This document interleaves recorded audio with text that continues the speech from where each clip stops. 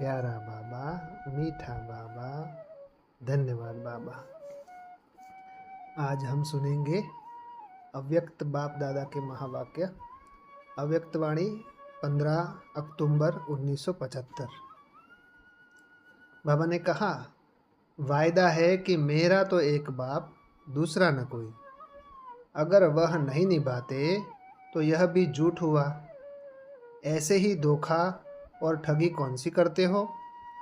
सबसे बड़ा धोखा स्वयं को देते हो कि जो जानते हुए, मानते हुए, फिर भी स्वयं को श्रेष्ठ प्राप्ति से वंचित कर देते हो। यह हुआ स्वयं को धोखा देना। धोखे की निशानी है जिससे दुख की प्राप्ति होती है। साथ साथ ब्राह्मण परिवार में भी धोखा देते हो। कहना एक और करना दूसरा। अपनी कमजोरी को छिपाकर बाहर से अपना नाम बाला करना या अपने को अच्छा पुरुषार्थी सिद्ध करना, यह एक दूसरे को धोखा देते हो। कोई भी गलती करके छिपाना, यह भी धोखा देना है, वह भी ठगी करना है।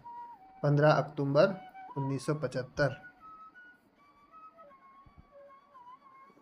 बाबा ने कहा कि पहला धोखा क्या है कि कहते तो हैं कि मेरा तो एक बाप, दूसरा न कोई। फिर कोई कोई मन बुद्धि में आ जाता है, दूसरा भी आ जाता है, तीसरा भी आ जाता है, चौथा भी आ जाता है। तो बाबा कहते हैं कि यह ठगी हुई, यह भी धोखा हुआ। और बाबा ने कहा दूसरा धोखा है कि अपने आप से स्वयं को धोखा देते हो। मानते हुए फिर भी स्वयं को श्रेष्ठ प्राप्ति से वंचित कर देते हो। माना हम जानते हैं बाबा है, बाबा पढ़ाई पढ़ा रहा है, सब कुछ बाबा दे रहा है, फिर भी हम जानते हुए भी अनजान बनते हैं। जैसे कि महाभारत में दिखाया है, जैसे कि आँख में जानते हुए भी पट्टी बांध लेना, माना गांधारी बन जाना। देखते हुए भी सब कुछ सामने स्पष्ट है, भगवान है, फिर भी नहीं पहचानना, आँख बंद कर देना, ये भी स्वयं को ठगी करना है। फिर बाबा ने बोला, मानते हुए फिर भी स्वयं को श्रेष्ठ प्राप्ति से वंचित कर देते हो। भगवान से प्राप्ति है, उससे फिर वंचित हो जाते हैं। तो यह हुआ धोखा देना। धोखे की निशानी है जिससे दुख की प्राप्ति होती है। माना जब हम अब बाबा को या अपने आप को धोखा देते हैं तो उसके रिटर्न में क्या मिलता है? दुख मिलता है। फिर बाबा ने कहा साथ साथ ब्राह्मण परिवार में भी धोखा देते हो। कहना एक और दूसरा करना दूसरा, यह भी एक धोखा देना है। तो ब्राह्मण माना क्या? ब्राह्मण माना जो कहता हो वही करता हो, वही बोलता हो। माना मनसा वाचा कर्मणा, तीनों एक समान। अपनी कमजोरी को छिपाकर बाहर से अपना शो करना, ये भी बाबा ने कहा ये भी धोखा देना है स्वयं को।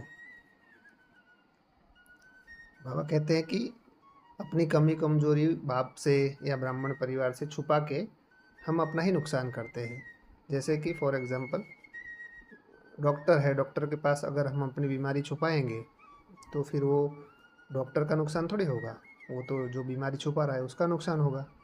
तो वैसे ही जब हम हमारी जो कमी कमजोरियां हैं वो बाबा के सामने हमें शेयर करनी देनी चाहिए, और जो है जैसे है वैसे ही हमको दिखाना चाहिए।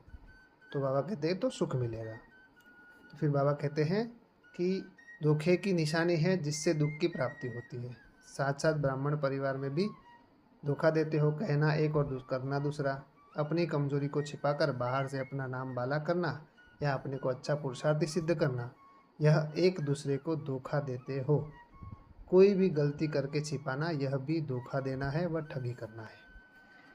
फिर आगे बाबा ने कहा, मेजॉरिटी इस ब्राह्मण जीवन के आदि में, अर्थात पहले पहले जब बाप द्वारा बाप का परिचय, ज्ञान का खजाना प्राप्त होता है, अपने जन्मसिद्ध अधिकार का मालूम पड़ता है, याद द्वारा अनुभव प्राप्त होता है, दुख सुख में बदल जाता है, अशांति शांति में बदल जाती है, और भटकना बंद हो ठिकाना मिल जाता।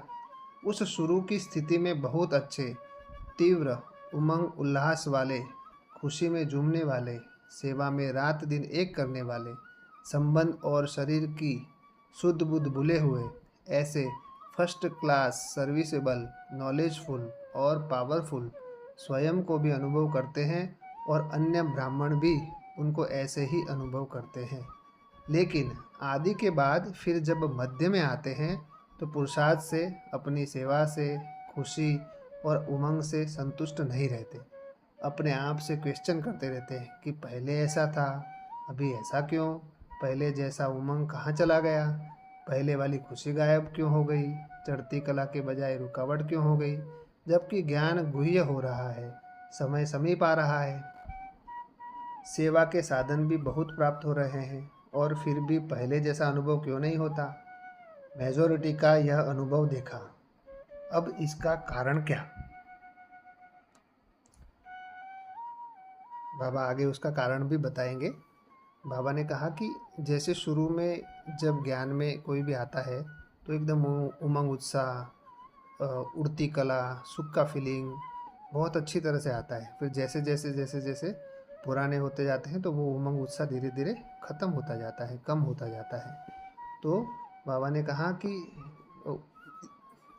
जैसे जैसे आगे बढ़ते हैं वैसे वैसे ज्ञान की गुह्यता बढ़ती है, ज्ञान रिफाइन होता जाता है। हाँ, आदि में जितना ज्ञान था ऐसा मध्य में ज्ञान था क्या? नहीं था। तो मध्य में ज्ञान था उतना अंत में ज्ञान है क्या? देखो, आदि से ज़्यादा मध्य में ज्ञान मिला और मध्य से ज़्यादा अभी अंत में ज्ञान बाबा दे रहे हैं। तो बाबा कहते हैं कि ज्ञान की गुह्यता बढ़ती बढ़ती है, फिर भी उमंग उत्साह और चढ़ती कला में रुकावट क्यों आती है? तो उसका आगे सुनते हैं। बाबा कहते हैं कारण यह है, जब सेवा में और ब्राह्मण परिवार के संपर्क में व सेवा द्वारा जो प्रत्यक्ष फल प्राप्त होता है उसमें चलते चलते कोई हद की पोजीशन में आ जाते हैं। कोई हम शरीफ सर्विस साथियों व संपर्क में आने वाले अपने साथियों का अपोजिशन करने में लग जाते हैं। कोई स्थूल सेल्वेशन लेने में लग जाते हैं, अर्थात सेल्वेशन के आधार पर सेवा और पुरुषार्थ करते हैं। कोई क्वेश्चन और करेक्शन करने लग जाते हैं, और फिर कोई दूसरे की कोटेशन यानी उदाहरण देने लग पड़ते हैं, अर्थात दूसरे के दृष्टांत से अपना सिद्धांत बनाने लग जाते हैं। इन 5 में से कोई न कोई उल्टा मार्ग अपना लेते हैं। यह कारण बाबा ने बताया। कौन सा कारण बताया? कि जो हमारे साथी संगी है, हमारा जो दैवी परिवार है, उसके साथ कंपटीशन करने लग जाते हैं, है ना। फिर अपना बचाव हमेशा करने लग जाते हैं। फिर बाबा कहते हैं कि सेवा और पुरुषार्थ में भी कंपटीशन, कोई फिर क्वेश्चन और करेक्शन करने लग जाते हैं कि ऐसा होना चाहिए था, ऐसा नहीं होना चाहिए था। जैसे शुरू में आते हैं तो ये सब कुछ नहीं होता है। जैसे पुराने होते जाते हैं तो क्या होता है? क्वेश्चन और करेक्शन करने लग जाते हैं। फिर दूसरों का उदाहरण देने दी, वो तो ऐसा कर रहा है इसलिए मैं भी क्यों ना ऐसा करूं। दूसरों को देखना शुरू हो जाते हैं। जब शुरू में आते हैं तो सिर्फ बाबा दिखता है और कुछ नहीं दिखता। बाद में धीरे धीरे दूसरों को देखना, क्वेश्चन मार्क आ जाना, अपोजिशन माना, कंपटीशन, ब्राह्मण परिवार यानी दैवी परिवार के साथ कंपटीशन करने लग जाना। तो ये सब चीज़ें अंतर्मुखता से पूरा बाह्य मुक्ता में आने लगते। इसलिए बाबा कहते हैं कि मध्य में फिर धीरे धीरे स्थिति डाउन होती जाती है। फिर आगे बाबा ने कहा कि दूसरे के दृष्टांत से अपना सिद्धांत बनाने लग जाते हैं। इन 5 में से कोई न कोई उल्टा मार्ग अपना लेते हैं। बाप ने कहा कि सदा तपस्वी बनकर के अपने ईश्वरीय ब्राह्मणपन के सर्वस्व त्यागी के पोजीशन में स्थित रहो। बाबा ने क्या श्रीमत दिया था कि तपस्वी बनकर के ईश्वरीय ब्राह्मणपन, माना जो ब्राह्मणों की जो धारणाएं हैं, ब्राह्मणों की क्या धारणा है? बाबा ने बोली है खुश रहना है, खुशियाँ बांटना है, सबको हमेशा मुख से ज्ञान रतन निकले, ये ब्राह्मणपन है। तो बाबा ने ईश्वरीय ब्राह्मणपन के और सर्वस्व त्यागी, माना सर्वस्व त्यागी माना सब कुछ त्याग दिया, माना मन बुद्धि से सब कुछ त्यागी, माना त्याग माना क्या? जिसको कुछ भी नहीं चाहिए, मुझे कुछ नहीं चाहिए, तो माना उसका सर्वस्व त्याग हो गया। फिर बाबा ने बोला इस पोजीशन में स्थित रहो, लेकिन हद की पोजीशन की मैं सबसे ज़्यादा सोरेसेबल हूँ, प्लानिंग बुद्धि हूँ, इन्वेंटर हूँ, धन का सहयोगी हूँ, दिन रात तन लगाने वाला हूँ, अर्थात हार्ड वर्कर हूँ या इंचार्ज हूँ, इस प्रकार के हद के नाम, मान और शान के उन उल्टे पोजीशन को पकड़ लेते हैं, अर्थात यथार्थ मंजिल से व्यर्थ मार्ग पर तीव्र गति से चल पड़ते हैं। मंजिल क्या थी? मंजिल थी अंतर्मुखी बनना, मंजिल थी बाप समान बनना, और उससे गाड़ी उतर गई। शुरू शुरू में यही लक्ष्य होता है, अंतर्मुखी हो जाते हैं और बाबा ही दिखता है, बाबा ही लक्ष्य रहता है, बाबा समान बाबा जैसा बनने का लक्ष्य रहता है, तो उड़ती कला का अनुभव होता है। फिर बाबा कहते हैं कि धीरे धीरे धीरे धीरे क्या होता है, मैं पर आने लगता है कि मैं सबसे बड़ा सर्विसेबल हूँ, हाँ, मैं अच्छी प्लानिंग करता हूँ, मैं अच्छा इन्वेंटर मानी मैं अच्छी शोध करता हूँ, अच्छा आइडिया देता हूँ। फिर मैं धन का सहयोगी हूँ।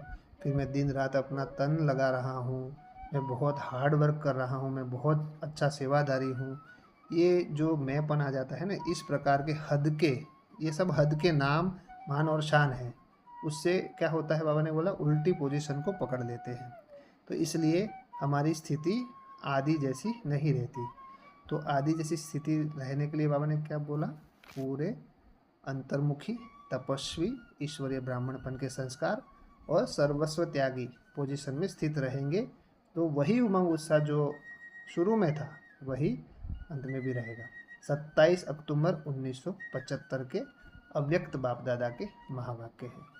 बहुत अच्छी गुह्यवाणी थी। ओम।